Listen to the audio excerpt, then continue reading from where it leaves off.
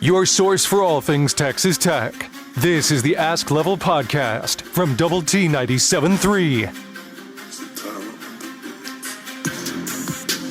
Hey, what's going on? Welcome into another episode of the Ask Level podcast alongside Chris Level. I'm Chois Woodman. This podcast brought to you, as usual, by our friends at Cantex Roofing and Construction. I'm Mike Hebert, owner of Cantex Roofing and Construction. Every day is game day, and we'll get it right when it comes to your roofing, construction, windows, and mirrors. Call Cantex Roofing and Construction today. Together, we are one serving you. Level, how do we do today? We do good. Okay. We do okay. We do, getting close to March. Things are Very getting interesting and starting to wind down a little bit. Weather's starting to change a little bit, and that means the madness is near. The madness is just about upon us, and if you were around or watching or in attendance for the game that was Monday night between Texas Tech and Houston, that felt very much like a March Madness type of game. So Red Raiders ultimately fall in that one. You have a big one coming up later this week against Kansas that we will get into, but short-handed Red Raiders, obviously. It was one where you take Houston to the wire, but just can't quite hit enough shots. And then that's, basketball in its simplest form is who can make more shots, and Tech just couldn't knock them down. Yeah, and Houston obviously had a lot to do with that. Rumor has it they're pretty good. There's no moral victories. I think Grant went out of his way multiple ways and occasions and in various post-game settings to kind of explain that, hey man, we lost, and like there's nothing acceptable about it. There's nothing okay about it. We are not okay about it or with it. But I do think they probably pushed some guys further than maybe even they thought they could go. Yep. And you learned a little bit. And you would hope, the old saying is you either win or you learn, and maybe you learn that there's a little bit more to you. There's a little bit more that you can lean on in certain ways. And here's like an example of a piece to your team that for whatever reason has really not played well at all lately. And yet, not that it was like he was like a player of the game type guy, but for whatever reason, our man Federico has played his best two games in the month of February against Houston. Mm-hmm. And it almost out of necessity. And I say that because he was a little bit more active. There's not, he's getting the rebounds. He's kind of deflecting a ball. He's a block shot. He scores just a bit. And it was needed. And you just would think to yourself, okay, of all the teams you're going to play against, Right. this is when he's going to play, This is the one. or have his presence felt a little bit, or this is when he's going to be like a key part of what you're doing, and that doesn't really compute, because there's been some of these games where he's just been a kind of a non-factor, or MIA. Yeah. Played some empty minutes, but not against Houston, and you had no choice, and he had no choice, I guess. So I hope that you can build off of that and whatnot. But Houston probably plays their way into a 1 seed by beating you. Florida, at the time that you and I are talking, Florida just took a loss.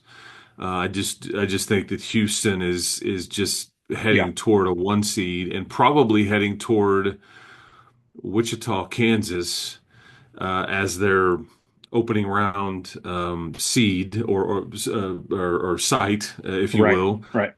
And I think that you're gonna have to kind of hurry a little bit to be in that 3 range. If you don't hurry, a win over Kansas would change this dramatically. But say you go 2-1 and your remaining 3, you're really in that 4 to 5. And again, some of this is what everybody else is doing too. Sure. But you're kind of in that 4 to 5, range, which means There's not a whole lot of difference between 4 and 5, although the committee will say, well, you have a slightly easier first round game, but the 4 and 5 second round game, but you're staring at a 1 seed in the Sweet 16 Exactly. game. So that's Yeah. the big difference between being that 4 or 5 or that 3 is what maneuvering your way through the second round or the second weekend of the tournament. And well noted, almost all of your really good runs in the tournament have come with a 3 seed next to your name. So that Yeah. also is a good thing. So is that where how you look at it? To me, I don't think you get knocked a lot, or if any, to for that loss to Houston. I don't think your committee's hurt. Almost none. Yeah, I don't think Yeah. you're taking any flack for it. But what it does in my mind level is it puts pressure to win against Kansas on Saturday.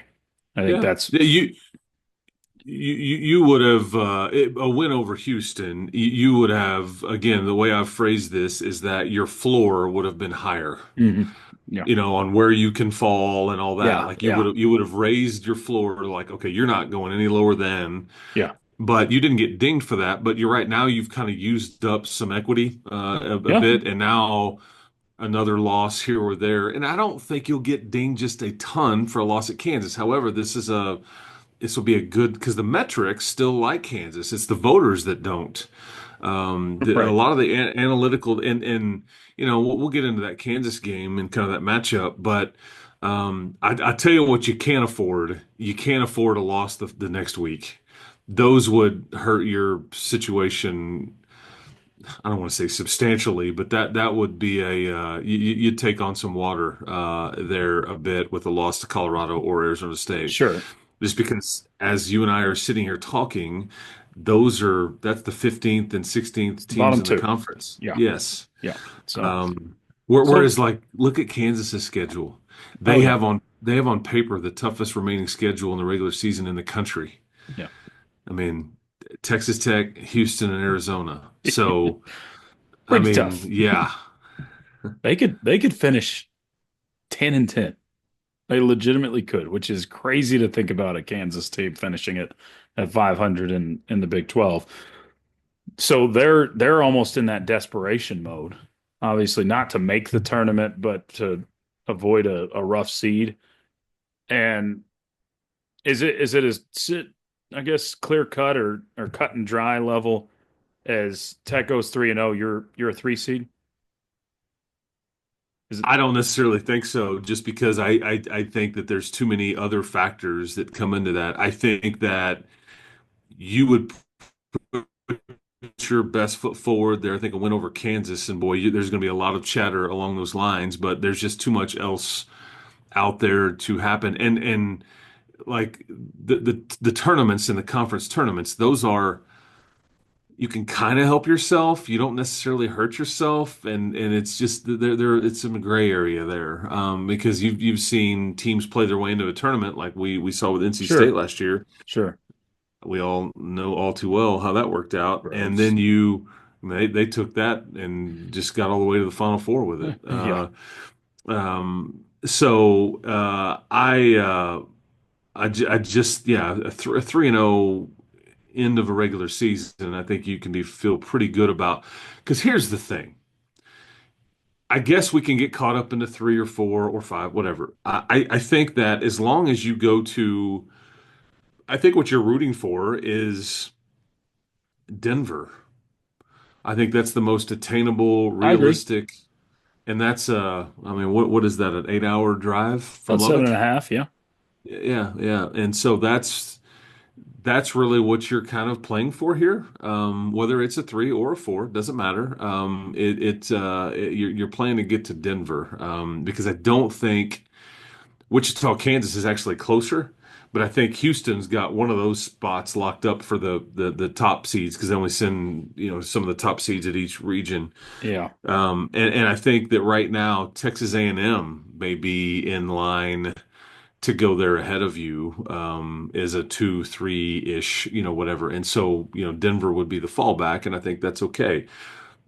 Does that mean you have a ton of Tech fans in Denver? I don't know, but that's kind of where it points right now. So we'll see. And Kansas, for all their struggles, they're still pretty good, and they don't lose and haven't lost much at home. No. It it was a it was a New Year's Eve sneak up on me loss against West Virginia. We know that game all too well because that Sure, same thing happened sure. to you.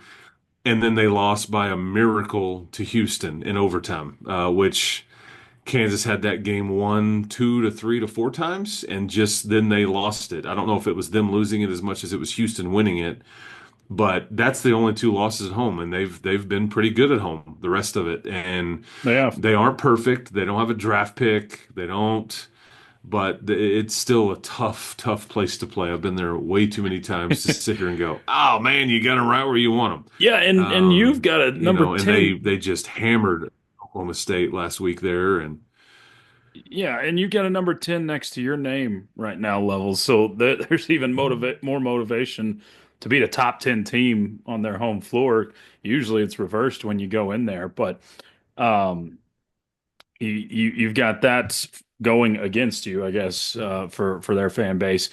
But on paper, you have to say, right, that this is the most attainable game that you've ever gone into Lawrence playing, right? Just on paper. I'm not saying chalk it up, you're going to win it, no pun intended, or and that's anything. why you should be probably the most nervous. Probably so. Yeah.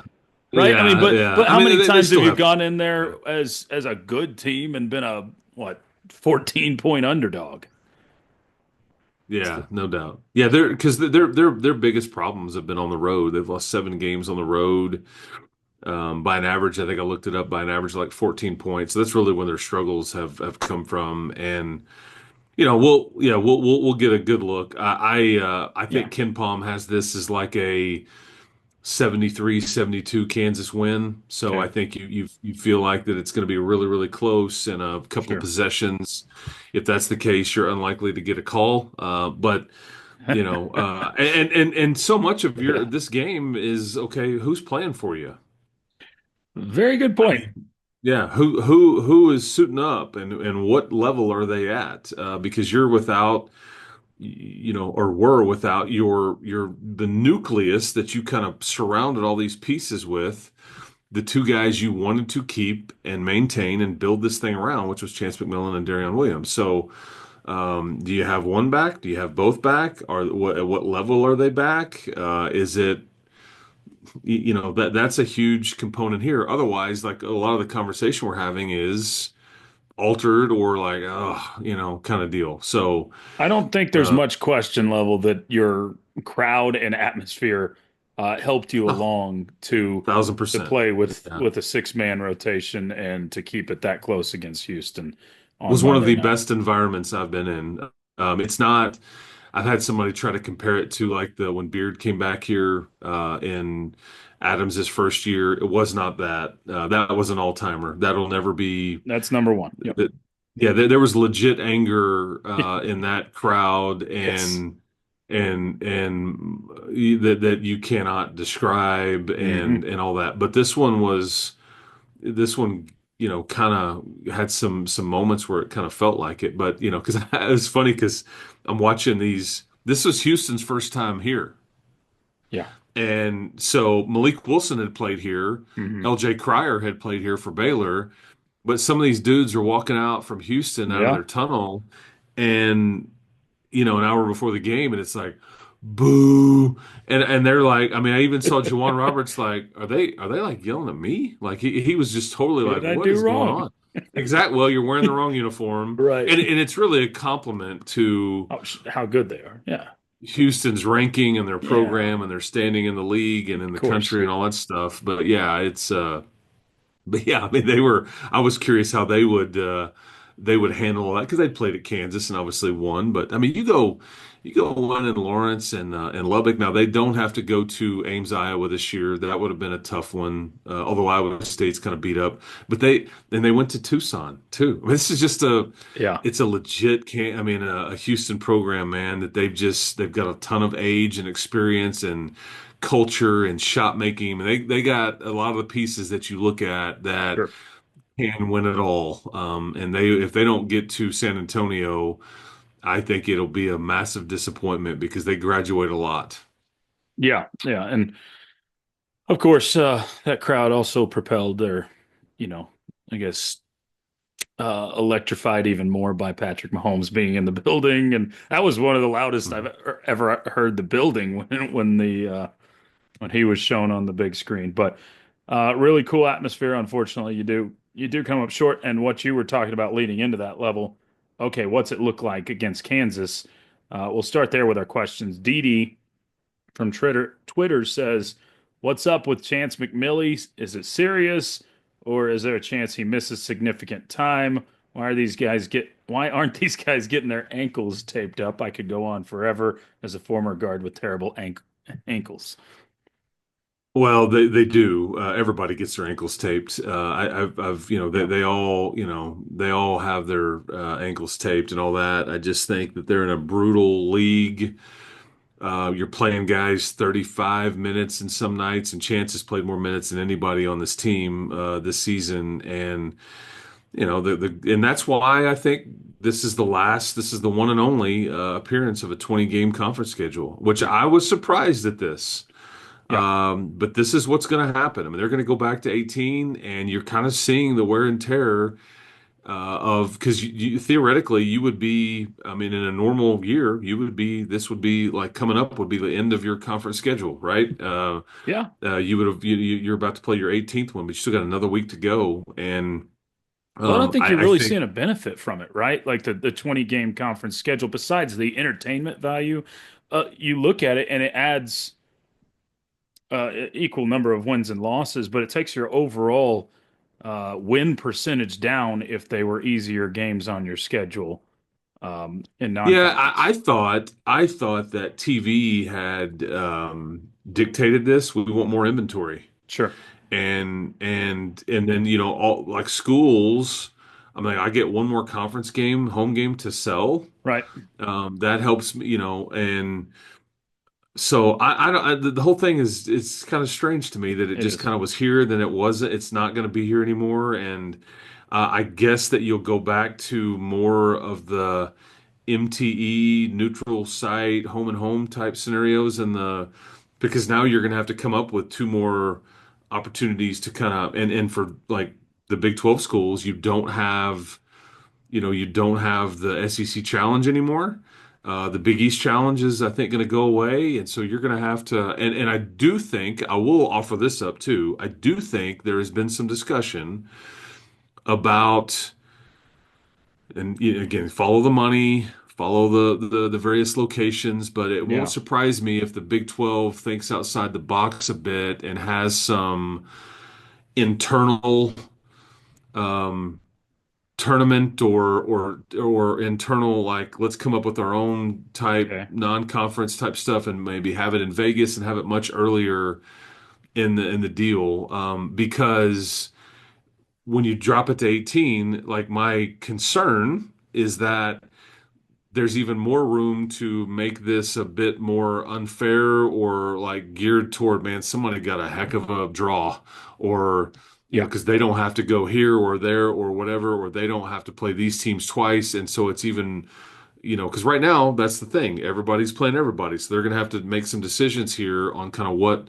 Oh yeah. what this looks like. And are you still going to go with the whole, we want every team to see everybody? Right. Scenario, or is it, and if you get away from that and you just like, okay, we're gonna keep it regional, you're gonna play these three or four teams twice and some of these other teams just the one time, whatever. There's some opportunities to fill in the blanks in somewhere like Vegas or whatever, like in November or December, and again, sell the broadcast rights to it, help out your RPI, Yeah.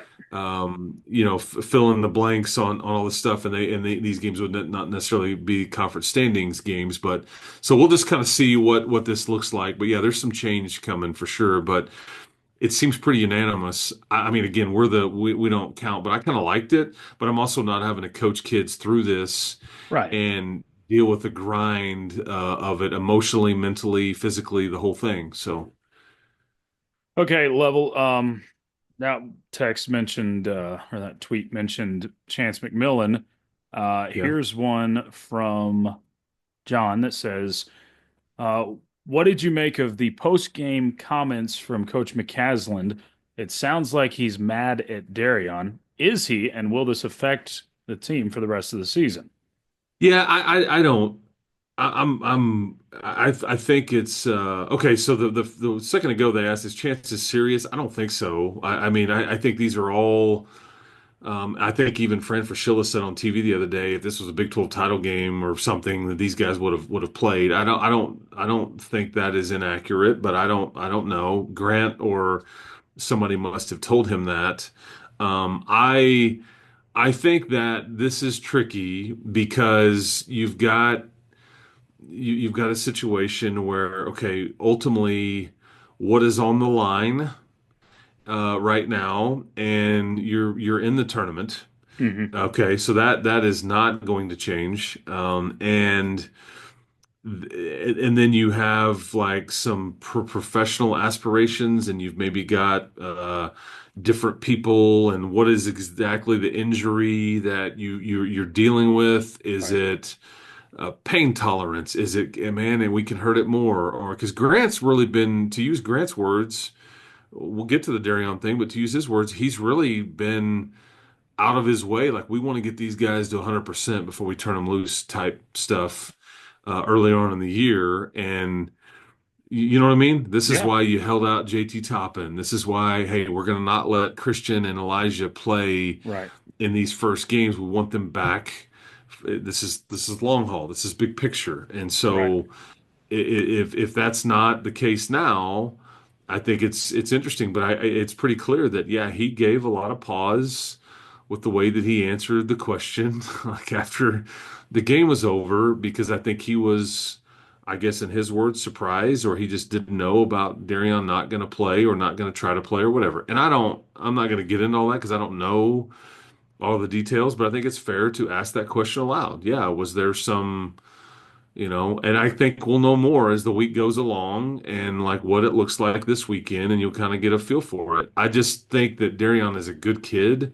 I Yeah. don't think he would be making a selfish decision like, dude, I'm not doing this. I've got too much to lose. Screw this team. I just don't think that's how he'd roll.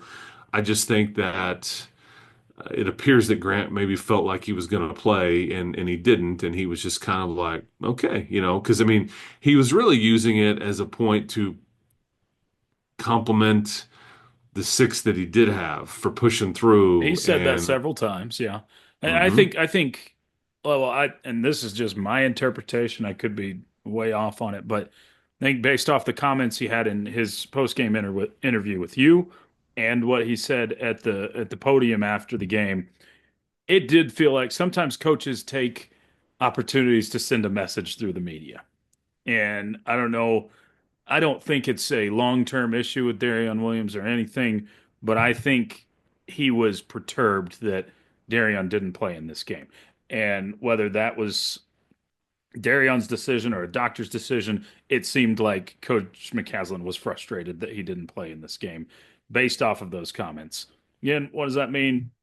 Maybe nothing. But he did, like you said, make it a major emphasis to really compliment. He said those six guys that played tonight. He said that over and over on how he respected and appreciated their efforts. So, yeah, it didn't sound like anything was directed towards Chance McMillan. He was in a boot. They didn't expect him to play, but I think it did appear that Coach McCaslin was maybe a little blindsided by the fact that Darrion didn't play on Monday. So, that all being said, do you expect to see one or both of those guys back on Saturday against Kansas? I guess the way I would answer that is I think that Darrion is a yes. I Hmm. think that Chance is very much a question mark. Okay. So we'll see, because you could go 2 for 2, you could go 0 for 2, you could get 1 out of 2. I don't know. And I think that, again, you have to think big picture. Hmm. And that's part of the deal. Like, okay, what risk are we taking? What are we gaining? Um, all the stuff. And I Right. don't have all the info, and obviously, Uh, and even Grant was like, man, it's kind of a trainer, medical slash player decision.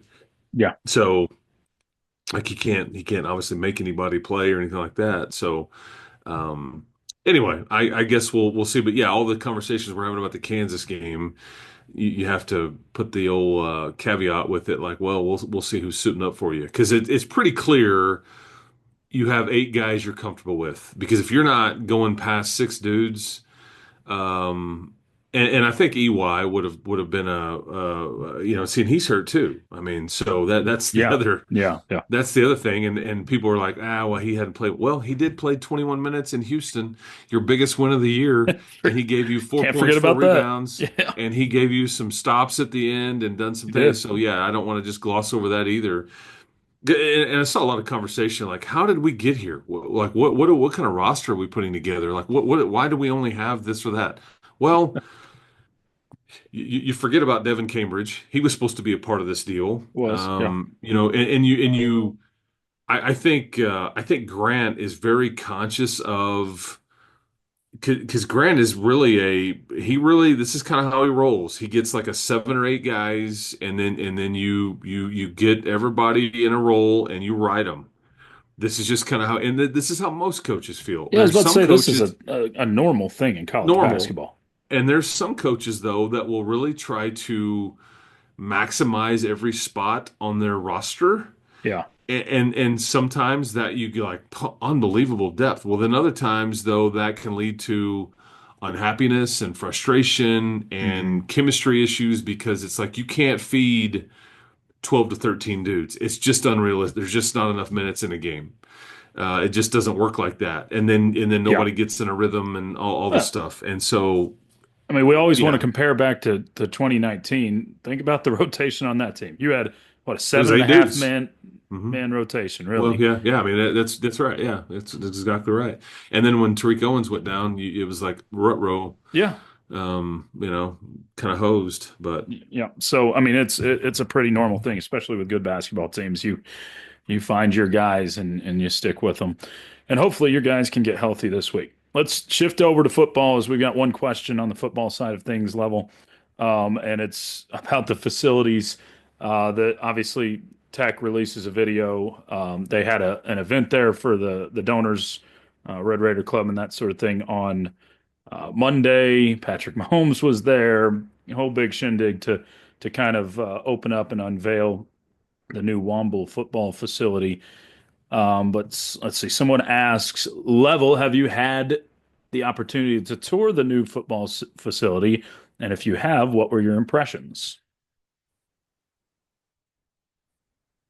just a little bit, not all the way through it, not anything to really speak knowledgeably about. I've seen a lot of the same stuff that's out there. Joey he saw me at a basketball game. He's like, dude, I need to get you over here, and then need you to come see this deal. You'd be so proud of it, blah blah blah. But I just haven't, with basketball and travel, and I just haven't had a chance. But yeah, that was a grand opening on Monday. That was a lot of the folks that had donated toward this cause, including Pat Mahomes, and it just kind of, they were smart, because you had Commissioner Yormark and Pat, and they kind of, put the basketball game there as like, this is a perfect time to come in, have an event, and then obviously there's a massive game here and whatnot. But yeah, this was like I don't know, the ribbon cutting with the giant scissors type ceremony, right? Yeah. It's been open, and I always wondered where, like, you buy the giant scissors. I'm sure there's like a grand opening catalog out there where I you think go there's get bunting and a giant. gold scissors, That's a or good and those. question. Yeah, I don't even know where Yeah, to buy bunting if you wanted bunting. yeah, that's right. I'm sure there's some online deal. Amazon, I guess, I don't know. But Yeah, yeah, and I would think that those giant scissors probably don't even work. It's just a prop, but whatever. probably. Um Be a sharp tool. yeah. But I mean, you're seeing some of the national media that has come in and has seen this thing and toured it, and it's on par with the. I think too often you hear best Oh facilities yeah, in the country, or this yeah, is the best in the country, or we have this and that. I think this is one of the few times where it legitimately is true, and it may not be there's a time frame on this. of course. It may not be this way for for very long as somebody renovates or updates or builds this, and they'll try to Sure. outdo. This is what happens in the facilities world. Although maybe this one's got a longer time frame than most because everybody has got a $20 million bill to pay, and they may say, and we're not going to spend some of our money on facilities like we used to. Right. We're going to, Makes we need sense. to spend it on players or the rev share.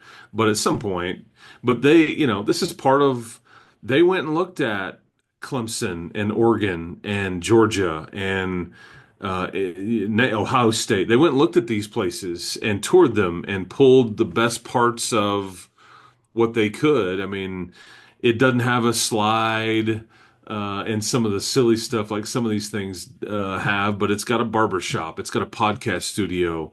I don't know. Maybe you and I'll get lucky one day and we'll be able to tape the show in the podcast studio inside the Walmart football facility. That'd I be don't fun. know, That'd be fun. but it's got all the different bells and whistles that would be attractive to players. And the way Sure. this is going to be utilized in the recruiting world is we can help you become the best version of yourself. And we can really develop you coaching wise and all that stuff, but we will take care of you and get as much out of you as we possibly can with all this other stuff. And then with old school football and weightlifting and all that stuff, but all these other things, we are very interested in, I mean, sleep cycles and Oh man. the water Yeah. therapy and It's all amazing. these things. Yeah, the cryo, they've got everything you can imagine in there. And it was not cheap, right? I mean, this is, I would love to sit through the training on how to work everything in that whole building, like from a technology standpoint, because there's a lot going on there. The video So much. wall, the walkthrough deal. I mean, these are some of these things like NFL teams don't even have this. I think the Broncos are like at the time were one of the only NFL teams that had like something sort of like the walkthrough room. I think they Right. named it after Pat, where you can put you can literally go through a walkthrough and you can see in video form like, okay, here's what they're going to look like and their motion through, and then you can replicate it. And instead of holding up a card on a field, I mean, you can see the real thing, and they've just got a lot of technology there that hopefully makes it time more efficiently spent, and Right. gives you some sort of advantage. And these are all games where the margins are all Sure. razor thin. I mean, So part of all this is obviously the arms race of keeping up and having the nicest stuff. Part of it is the recruiting part of trying to have the fanciest bells and whistles like you're talking about. But part of it is actually the football aspect, like you're talking about, of trying to get the latest and greatest technology and find that edge to put you over the edge and win football games. So, and I think you've hit on all three things in this new facility easily, and that's what makes it so impressive. But all right, Level, good stuff as usual. Enjoy your annual. I guess it's not annual every year now, but your trip to Lawrence and go bring us back a dub. Those are kind of rare there. yeah, and this is Grant's first trip up there as the head coach because we did not play there last year. Wow. Yeah. You remember this is Kansas came here last year and you just beat them badly, and Enjoyed Bill it. Self was ejected, and he was looking for Brett Yormark over there, and it was a mess. But yeah, this is Yeah. on paper this is kind of the worst. And again, the grading scale is a bit different, but this is the worst kind of couple of years that Bill Self has really ever had as the head coach at Kansas. No doubt. And most programs will be like, this is bad. Like, Sad. heck, man, we're like living it up right now. You kidding Right. me? Right. But to the Kansas fan that invented the sport or feels like they did, this is like, oh, this is Zinger. unacceptable. And yeah, that's right. So I say that because they got the rules out there. Oh, I There's know. just there's a level of arrogance with the Kansas basketball fan that is 100%. Yeah. very, very unbecoming. And it's very similar to the UT arrogance, Hmm. just in general. So that's the best way I can describe that. So No doubt. anyway, yeah, it's like Kansas basketball games. It's almost, I had somebody explain it to me this way, maybe of the Kansas State persuasion. And they said, to a Kansas basketball fan, like showing up to these games at Allen Fieldhouse, it's like theater. It's like they're coming to see a play. They always know how it's gonna. They always know how it's gonna end. Sure. And yet they're there for the, like it's just. And I'm like, you know what? That's a great analogy. I don't disagree with that after being up there so many times. So It really anyway. is. Yep. All right, brother. Hey, thank you to you, Woodman. Thank you to Cantex Roofing for being a part of this one, and we'll talk to everybody next time as we are winding down the basketball season. It's about to get real in a hurry. No doubt about it. That's Chris Level. I'm Chois Woodman. You've been tuned in to the Ask Level podcast, brought to you by Double T 97.3. You've been listening to the Ask Level podcast, powered by Double T 97.3.